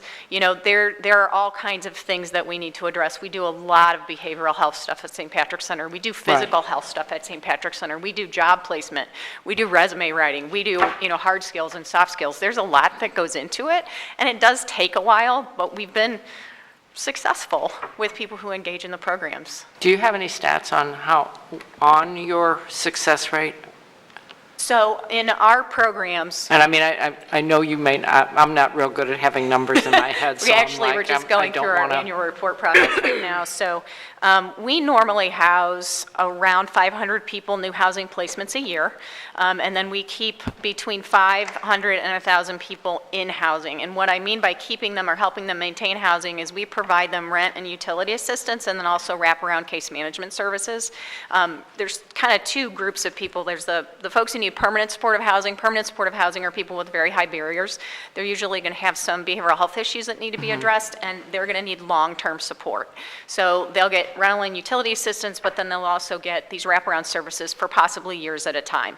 And then there are folks who have more moderate needs. Their barriers are lower. They are homeless. We can get them into housing with rent and utility assistance, but then immediately start to wean that down because they have more opportunity to become stable more quickly. Right. To get back on So we do to both a of normal, those types of programs. And the national averages on a program like a permanent supportive housing program is you want about 20% of the people who are in your program to graduate every year, meaning they don't need your assistance anymore. And Right. St. Patrick's Center falls right around 19. So we're good on that. Yep. And that's what I think is important, to keep people homeless or not to provide those wraparound services, I think is not providing a good thing for the people. Well, and if we think about the way we live, I mean, our mission statement at St. Patrick's Center uses the term self-sufficiency. I don't really like it because none of us are self-sufficient. Well, I mean, if I didn't have family members to support me, I probably would not Wouldn't be where able you to are do what today. I Yes, do. I think we can all say that. I think that's critically important for people to understand that this is not a short-term play, right? It's not just paying rent. It's a lot more than that.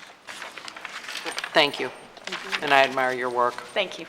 I do too, Alderwoman Howard. I just wanted to commend St. Patrick's Center on their efforts. I toured your facility some years ago, and you all do a lot, and all the things that you mentioned, how you assess everything that's going on, and you offer our most vulnerable population that type of support. That's what we need. So that's where an organization that like yours that you represent and NLEC, you all can like learn from each other, because you can't just keep people in the building and bring them out and just have them telling stories. If you really want to help them, you have to dig deep and see what the issues are so that you can. And so I commend you for your efforts. Like I said, I toured your facility. I've seen it work. I've seen how you all put things in motion. You all have a cafe, and the homeless people, they learn how to work in it. It teaches them entrepreneurship. It stabilizes them so they can get out here in the real world and, be home again somewhere. And so that's important. And I think that if everybody is learning from each other and, understanding what works and what doesn't work, then that's how we kind of address the issue. I remember, and this is kind of off topic, but years ago, my mother, she worked at a shelter called Our Lady's Inn. It was a shelter for homeless pregnant women. It was in South St. Louis on Julia Street. And I spent a lot of weekends there seeing them in action. And so what was unique about it is that they had an aftercare program. And so after you stayed there probably 90 days or whatever, or after you had your baby and you went on to do something else, when you moved in your apartment, you had everything you needed. And so it's stuff like that that we need. Support. Right, it's that additional support, because if you've been homeless 4 or 5 years, you're not acclimated to start paying bills and learning how to do this and do that. And so I think it takes all of that stuff. And so I just thank you, and that's why when you all call for those support letters, I'm quick to send them on whatever funding you're trying to get. Appreciate that. Because Thank you all are definitely doing the work, and thank you so much. Thank you. Great. Thank you. So, anyway, no, not a question, but a comment. First off, I'd probably be homeless if it wasn't for my wife. She pays all the bills. She tells me where to be, how to dress. We won't go there, Joe. I'm telling you, she takes good care of me. So I'm familiar with that from when Dan Buck was there. I will have to admit that your staff has called me a few times, and I've not.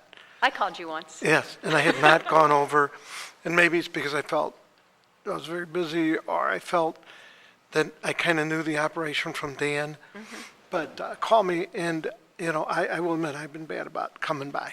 Thank you. But I will be by. Things have changed, and I think it's important to know that things have changed, that we're coalescing as a group of providers, that Housing First is now fully implemented, and those are good things to learn about, because we're not in the same place we were even 3 years ago. No, and as a group, we're not the same group that we were. Right. And Right. this group, and I know people have had to go because there's other meetings going on. They're not leaving out of disrespect. They just going to other meetings. But I would say that this public safety group that is put together is dedicated to look into not only the homelessness problem, but all the violence problems and how people are treated in our jail. So I mean, we got a very purposeful group. So anyway, I just wanted to mention that. Thank you. And I thank you. apologize, I do have to go to another meeting too, Thank you. so I'm in the same room, but I have to leave, so thank you very much. Yes, sir. Enter and sign in. So, my name's Rich LaPlume. I've been a provider of homeless services for over 30 years of my life. Everywhere from doing street outreach for mentally ill, running a shelter, doing emergency assistance. Now, I work for an organization that provides permanent supportive housing. I think what we also have to look at is how the city has grown. We have provided more housing probably in the past 10 years for the homeless than at any other time. A lot of that has to do with the federal dollars that have come into the city of St. Louis, but how can we continue to grow in that? But as the two women who spoke before, two of some of my idols, Tekka and Laura, it doesn't just take social service agencies, it doesn't take the city of St. Louis. We need to work together. This is a learning experience for everybody, and we need to get the people who have the finances to help end this issue, and this is a community issue. It's not just on social services, it's not just on the city. It really needs to be people coming together to really change this. I remember I've been blessed to be one of the first providers of permanent supportive housing for youth. To think about opening a house for 15 youth in a neighborhood, people would not want that. Alderman Dan Gunther was sitting here earlier, and we told him about that, and he was all for it, and we opened a house in South St. Louis, and it's changed the lives for how many? About 30 young people. 32 young people in a year. We only house 15, but we've been able to move other people on into other housing for that. It's an education program. NIBIA does not need to exist. And that's maybe where the city has to say, hey, we might have to give in a little bit and say, yes, this has to come into our neighborhood. When we talk about the small shelters that are effective, and I especially think about it in the wintertime. People opening and having successful shelters for 10 or 15 people. If you could extend that year-round, you're not going to have the huge population of homelessness downtown because they're just going to stay in that neighborhood, get the services they need. So there has to be an educational program about the people who are homeless and what kind of support they have. I think people are aware of it, they're just scared. And as leaders, I think we could change that. That's. What's the name of the organization that you're working with now? DePaul USA, DePaul, yes. a very young organization in the city of St. Louis. I'm sorry, and where are you, where do you deliver your services from? Our office is located in, right on the corner of Gravel and Nebraska, kitty corner of the famous City Kudus Funeral Home. Oh, yeah. So are you part of St. Wenceslas? We're in that parish. Okay. There's 2 apartment buildings that look exactly alike if you're heading east on Arsenal. Okay. Between Gravel and Nebraska. One of them is a 16 unit. We house 15 homeless youth. The other thing we do is provide affordable housing in the other unit. It's 12 units. And by taking in people who are struggling to pay rent, we're able to provide that becomes income for us to provide services through our other programs. Okay, I'm sorry. When you say youth, what ages is that? 18 to 24, we use the HUD definition of youth. So it's 18 to 24. People who, once they get Are these out of services. Okay, you know, so in other words, they may be aged out of foster care. or anything like that. Okay. And as we know, over 55% of people who age out of foster care will end up homeless. Right. And so we're addressing that issue. And it's not that hard of an issue. It's really hard to find homeless youth because they're able to hide a lot more effectively because, you know. Couch surf and, yeah. Exactly. But if the number is around 200, there's 200 units of housing in the city if we can find the wraparound services for them. To learn and grow. Yes. Okay. Thank you. Anyone else? Thank you. Thank you. Hi, I'll introduce myself, but first I wanted to say that the reason I'm here is because of Dan Buck. I like Dan. Yes, I do too. You know what his- He kind of recruited me. My name is Virginia Shelton, and I'm on the continuum of care, and as on the Consumer Council, which means I'm the representative for the homeless and the voice of the homeless, I guess. So in that regard, I guess, consider that I'm speaking for maybe a couple thousand people. And I hope they all agree with what I'm saying. No, go ahead. I just want. Go ahead. Oh, okay, I thought maybe I was boring you so much already, you were leaving.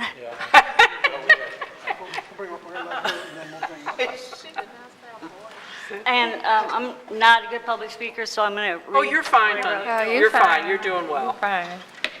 So thank you for expressing your interest in homelessness and your willingness to learn.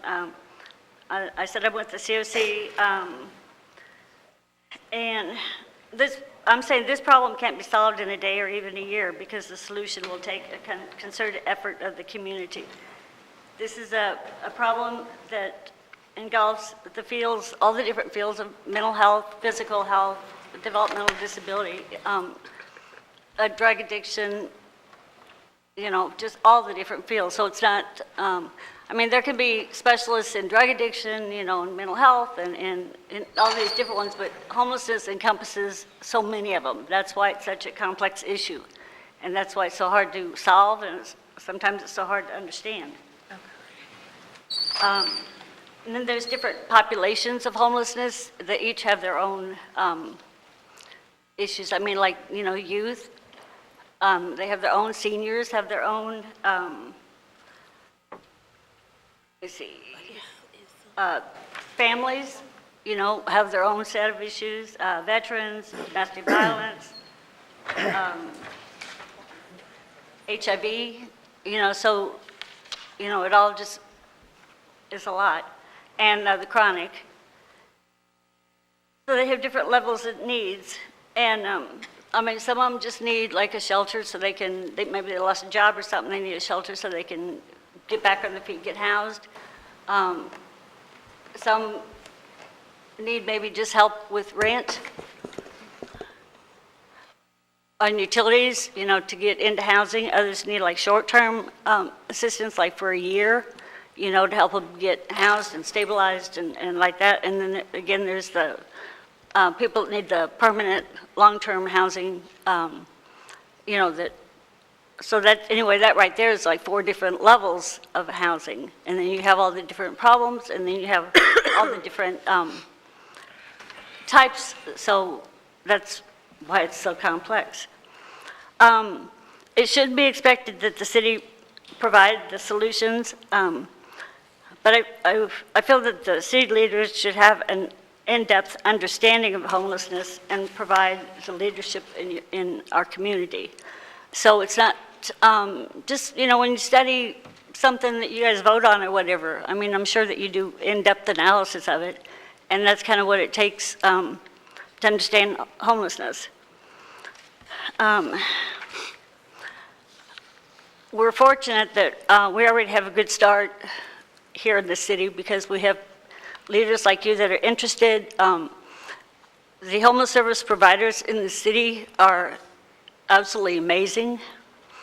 They're knowledgeable, they're dedicated, they keep track of best practices, they try to work together as much as they can. So I just think we have the ability to become a city that is known for the way we serve our homeless population. St. Louis has enough problems already. That'd be good that if we got together and maintained the homeless, then that would be one more of our problems, off the plate. Let's see. Oh, thanks. Anyone have any But questions? my big thing is it just has to be integrated services. It has to be like the physical, mental health. They need to work together with HUD, who provides the housing, and then like Medicaid, who can provide services after they're housed. So, like a 3-prong thing. And then also there's a lot of people that don't have income, so one of the things is that we can work with mental health and SSI to help them get that. So, but that's going more in depth than I wanted to go. But a couple things, 2 more things I wanted to cover. So I worked at Catholic Charities for 10 years. Well, first I was formerly homeless for a while, and I worked at Catholic Charities for 10 years. And so my specialty was encampments. So all the encampments that got torn down, they came to me. So my main concern is the chronic homeless, and they have the most needs of anybody, and they've just been hardened from being outside so long. But that's, I guess, my specialty. When you talk about how many homeless there are, there's so many different ways of counting them. Because like the figures she gave is from point in time. But then if you ask the Department of Education, how many homeless children there are, that way outnumbers that number, so that doesn't make sense right away. I worked at St. Patrick's Center when they started the coordinated entry system when Middle House opened. And everybody was coming in to sign up, and we're all gung-ho about getting services and stuff. And at one point, there was like 2,000 people. And then I work with the people out on the street, and I know, I'd say maybe 500. Because there's communities we haven't even reached, like LBGT, there's no outreach for them. And so they're, another forgotten group. There's just so many numerous housing options. And I'll give a real quick example of seniors that I worked with. They don't know how to access senior housing. They need help with the application. I mean, that's like a simple solution, but that can help a lot of people. And the very last thing is, I think when you consider homeless people, and how they got there, they're people without support. So there could be two people right next to each other, one, and both of them get burned, houses get burned down in a fire. But one family can go and stay with other families. You know, they get family and friends to help them, but then the other one, they don't have that support system, so they become homeless. So, I think Pam has some questions. Yeah, how you doing? And I apologize for being late. Thank you. I apologize for being late. My name is Pamela Boyd, and I'm with the 27th Ward. And I think what's going on is what this gentleman back here with the glasses stated.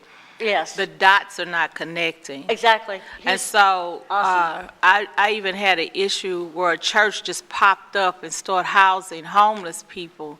And I don't think they understood the dynamics of what they were up against. Exactly right. And so what I think should happen, and I'm just one person, but what I think should happen, it should be a collaboration of agencies and people that's knowledgeable in regards to the homeless situation, one, and then two. We have that.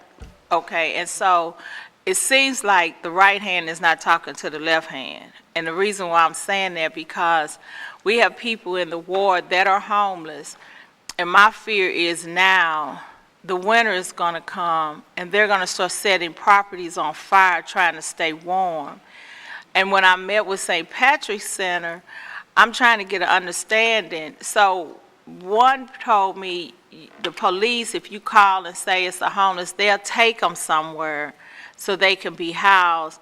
Then somebody else said it's not like that, and that's why I'm saying I don't think it's a connection. So nobody knows exactly the protocol or how to help people. And I tell people in my ward, we cannot continually keep pushing them out or disrespecting them. We have to try to see how they need help, but we need to have the map to be able to help them. So I don't know how to get them help unless I call St. Patrick's Center. Then if it's not at a certain time, then, okay, so what do we do with people that's out there, especially it's so hot now, and then we're going to go into the winter when it's the below zero weather. So it's just like we don't have a connection for people to know which way to go. And some of them, and let's just be real, you can't help everybody because everybody don't want help. Right. But the ones that do want help, I want to be able to be knowledgeable and people in my ward to be able to say, well, call this number, or we call this number to say, okay, we need to help this person because they're out here and they're homeless. So that's what I'm trying to find out. Is it a way to connect the dots? Because I don't see that dot. And I hear about all these committees and all these people meeting, that's fine. But is the right hand talking to the left hand? He hit it right on the head. He said he was trying to put something in an area. The community didn't want it. That's because the community has not been educated on the homeless situation. And I tell people, everybody is one paycheck from being homeless. So let's not play like we all can keep on going. No, we can't. So is it a way or a direction, or is it a map or a book or something I can have to say? I'm working on writing that book. To say, I really am. if you got these people, you know, they're homeless and they're hanging out. I don't want to tell them to shoo. I want to tell them, here, you can get these services and get some help. That's what I'm trying to I do. would like to create something like Can here I in San keep- Antonio, wait, Texas. Wait, Okay. let me finish. Okay. We're on a roll here. Okay, so we've just started having a couple of meetings where we're getting a TV show together, Okay. where we're going to be like mapping homeless services. Okay. And so it'll be on TV, and I think people need exactly what you're talking about, you know, to connect the dots. I can't say I have all the answers or even know anything, Right. but I've done homeless research for years and years. Right. And like I said, I've been homeless, and I've worked in homeless shelters. So I would love to share work with you, anybody who wants to. Okay. You know, and because that's just it. You can't come up with solutions unless you at least grasp the whole system and how it Right. works together. Okay. That's what we're going to try to do, we are going to do on this show. And that's what you guys as leaders, you know, you need to know. And then if somebody asks you a question, you know the answer. Right, right. Or even on your own, Right. you know, you can think, oh, okay, this or that, you know. Right. So that's what needs to be done. Thank you. And then when you're, about how bad it gets, a good example is the hospitals can put somebody in a cab and let them outside St. Patrick's Center, even at off hours. I mean, now, how can that happen? You know, but that is something that does happen here. So But thank you. no, thank you for coming in. Does anyone else have questions? No, Reverend Ryan? Got to kind of wrap it up here. Yes, There was please. a lot of homeless that we could have had shared today. We just tried to give you an example of a few, just kind of in closing here. A mother, a daughter, come introduce yourself. She's a veteran. And tried all the different city services, couldn't. We have a major problem. I think there's a breakthrough today. It's the first hearing I can think of in many, many years where they've just allowed the homeless to speak. They brought some agencies together. It's a beginning, and I've been asked, well, you think anything good? Yes, I think this is the beginning, and I'd be happy to meet with some of you individually. Y'all want to sign in on the list right there? And I'd love to meet with y'all individually, but again, I believe that if they can do this in other communities, and I mentioned San Antonio, Texas, look up Haven of Hope. And what it is, it's 20 acres. They got the business community together, the agencies together, the politicians together, one-stop place. And there is no agency that can do that at this particular time. And you're right, we do need to come together. But the agencies that come together are going to have the freedom to be able to do it outside the existing structure of, say, City Hall, that often it's easy to get it controlled politically. What we need to do is let it come forth. And let the churches that want to get involved come forth, the agencies. But there's big gaping holes. We can try to convince ourselves that the problem's okay, but it's not. This lady just ended up homeless this week. Just tell them your name and how you tried, and your daughter in school. Hello, I'm Brandy Archie. Okay. If you could speak up a little. I'm Brandy Archie, and yes, I am a Navy veteran, and this is my daughter, Nyla. The situation that caused us to have to join the Rice organization is because I did contact a number of different agencies. I even called the Veterans Crisis Line. A lot of times, funding is a problem.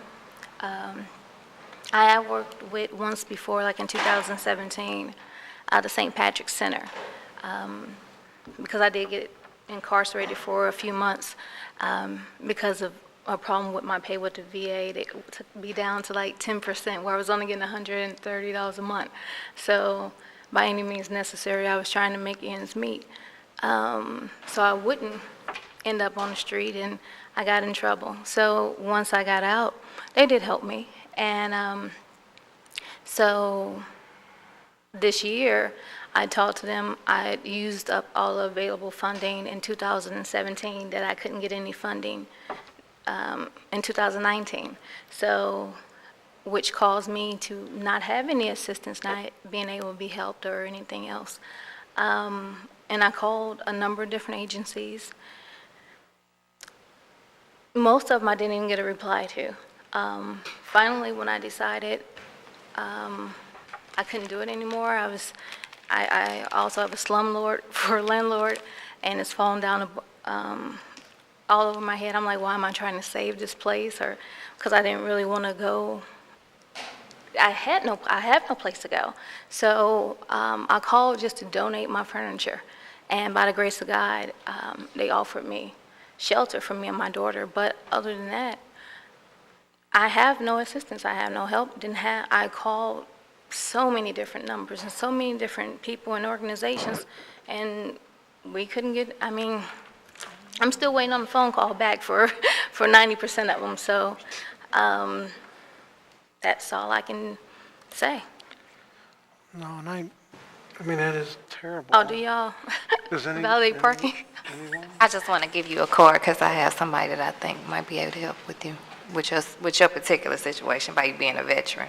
Okay. So I'll have to give it to you afterwards. So, please see, and then, and I could just, Reverend Rice, I'm going to let you wrap us up, but I do want to say that I believe our next thing, which would include you. We need the director of services from the city, and we need all these organizations, not so much in a meeting, but that we do it in a meeting form, a round table, because there has to be some way that we can streamline some of this stuff. I've been amazed at what I've been hearing. I mean, there's no doubt. Again, they don't need to be, but I often feel when we get the heads together, they're very defensive. I think that they're put on the spot that they feel they've got to solve the problem. The head of human services and the others. We were outside with the group that was outside of Biddle House. 6 city employees are standing on the side, handing out literature, trying to let everyone know there's plenty of places for people to go to eat, and they can call the hotline, they'll get help. Feeling that somehow that, yes, why are these people here? They shouldn't be here. We're taking care of all the problem. We have to be honest. We can't take care of the problem. It's much bigger than we are. We've got to listen to the homeless that are falling through it, and they don't need to feel that somehow they're failing with their limited funds and they're failing with their resources. There's much more that we need to do, and again, for any cure, you first have to admit there's a problem and then work for it. And that's the problem I have, is that getting them to admit that there's a problem. And that's why I would encourage you all, if you're ever available, 8 o'clock Friday mornings, come meet the people that are outside, talk to them. We've got a real crisis with the homeless men. We've been trying to take care of a lot of the women and children with the scattered housing they're talking about. It is difficult in neighborhoods. All it takes is one. It's great if they want to be involved in a long-term program, but when they first come in, the first few weeks, only so many people can stay in each community. The zoning is getting tougher and tougher. Families can't even keep their own family members. All these things are coming together to create the perfect storm concerning homelessness right now. All the neighborhood organizations that want to, yes, to neighborhood stability, what they may be calling, could actually be making it harder and harder for people that just need a month, 2 months, 3 months of stabilization, and then break the cycle and get out off the streets. So again, this was a beginning today, and I thank God for y'all's patience. This is something we're going to have to commit a lot of prayer to. And I think about it day and night. A few weeks ago, I had a dream that hundreds of homeless people were outside my bedroom windows screaming, "Let me in, let me in." And that's kind of what I'm living with, because after they closed 1411 Locust, people were able to be dropped off there.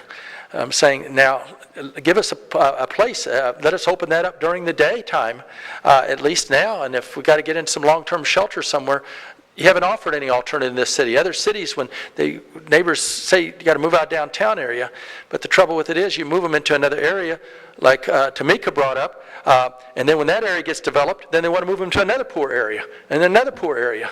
And so that coming together has to come along, and the aldermen have to say, look, we're willing to take 10 acres of LRA property in our ward. We're willing to work with this in such a way. I mean, I'd love to be able to sit down with it, but not in my ward, not in my backyard. I mean, that's the problem. I've tried to meet with different aldermen. We've got, that's where we got to come together to, okay? Because we have a number of issues. We have a shortage of affordable housing. I've seen that happen now. Been 48 years in January. We have this. People can't afford the housing anymore. Shortage of affordable housing. Destruction of affordable housing in the name of gentrification. If you haven't gotten a copy of my book, I'll give it to you. Gentrification without compassion, it ends up being cruelty. We can't have the whole city look like the Central West End, or we're going to have everybody out on the street, okay? So where can we do this? How can we use these LRA vacant lots? How can we get the business component involved? I can get the city involved. I'll give my time. These other agencies are good people here. That's where I'd like to work with the agencies. That's what I'm saying.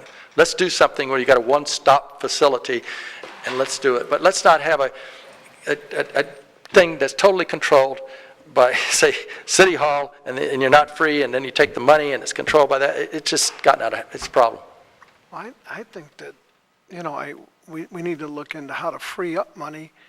I mean... And it's not just money, ground. You guys, Well, I mean, but biggest slumlord in the city of St. Louis is City of St. Louis, LRA. We got 9,000 vacant lots, 3,000 vacant buildings.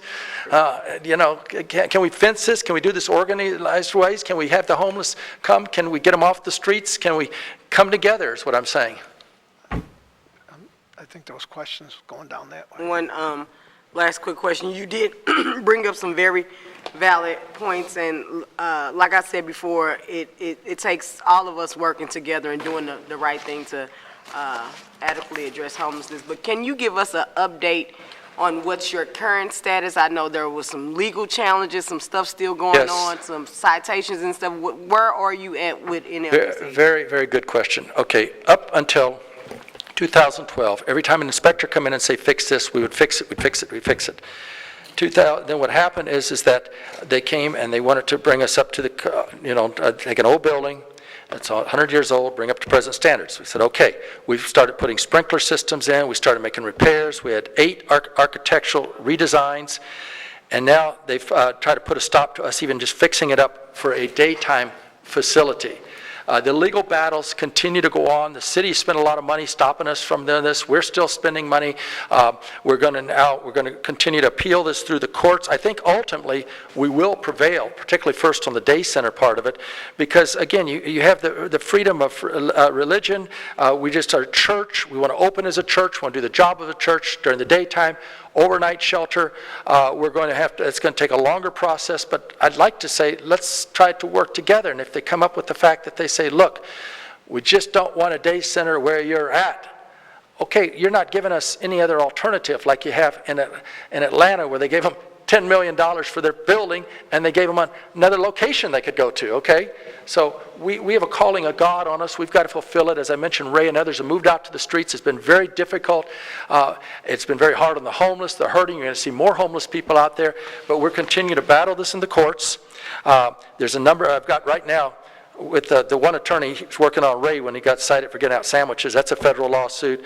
And we got another attorney in Chicago that's looking at this pro bono federal lawsuit. And again, this all costs money. We have 2 local attorneys. And then we have another pro bono attorney. So I got 5 attorneys that, you know, somewhere along the line I was saying, come, let us reason together, let's work together, because we're all spending money that we could be spending on helping the homeless. How much have you spent on legal fees just fighting this issue? Not nearly as much as the city has, but it's probably close to $300,000 or $400,000, because I have a lot of pro bono work done and reduced rates done, but when I look at the city has spent money on their attorneys, the library spent money on their attorneys, the developers have spent money on their attorneys, and so our attorney will sit there. So yes, we've spent that, and we've been putting money in. We've put into the building. We've put sprinkler systems in.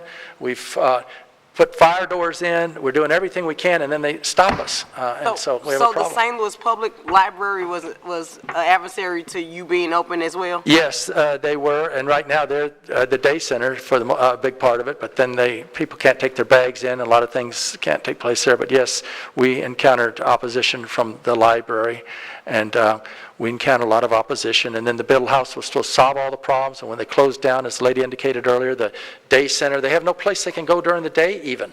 They closed down Centenary, Horizon Club, daytime services at Biddle House.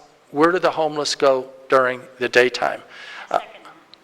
Just so many of them are out there. And a lot of stuff you said, I agree with you. First time I met you, God bless you. I know, I've heard about you. Yeah, okay, well, anyway, this hearing, I think, is a beginning. But again, getting all of us in one room, we're all defensive for our positions. What we got to do is let's say, hey, let's come together.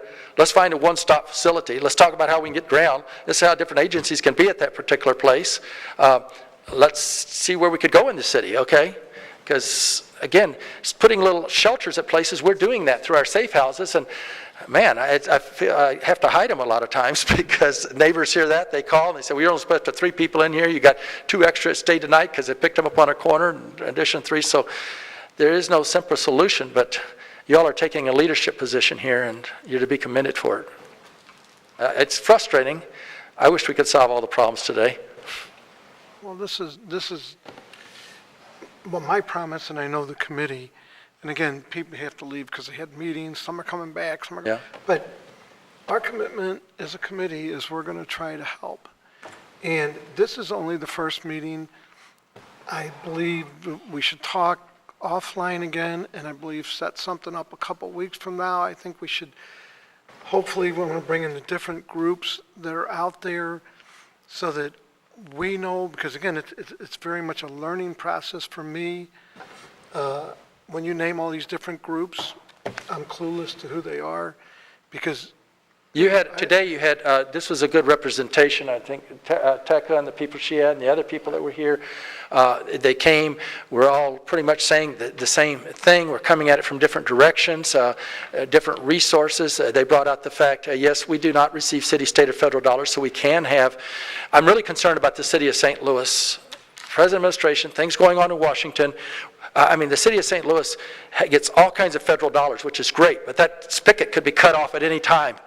And if that happens, the city of St. Louis is very vulnerable right now, particularly during the last administration. Others that became totally, agencies got a lot of money from Washington, but Washington cut that money off, and that gets cut off. I don't know what we're going to do in the city of St. Louis.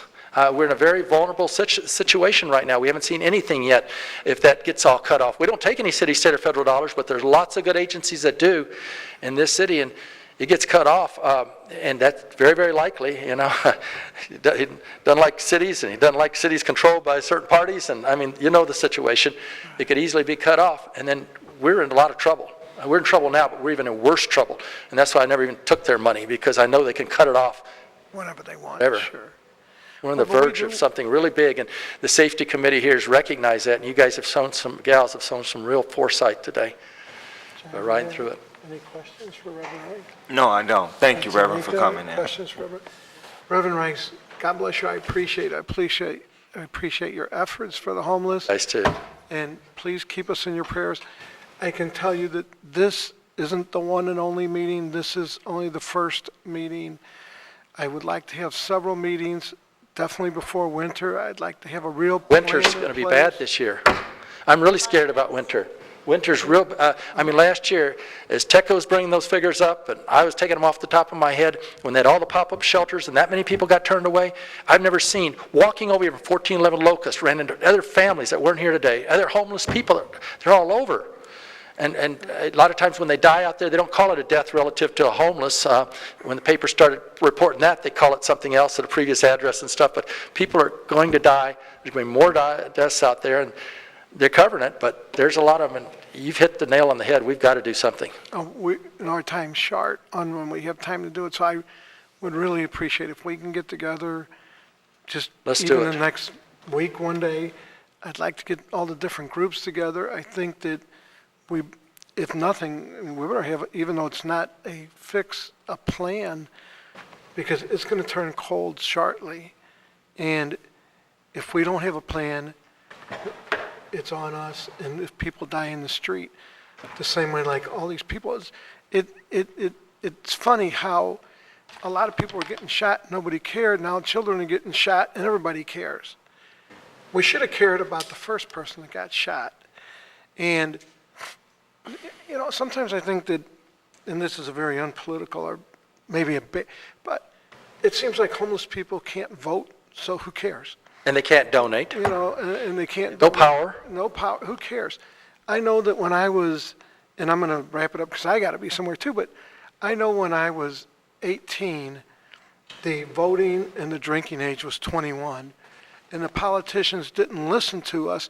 And they were sending us off to Vietnam. Luckily, I didn't have to go. Thank God Nixon cut it. I had a draft number.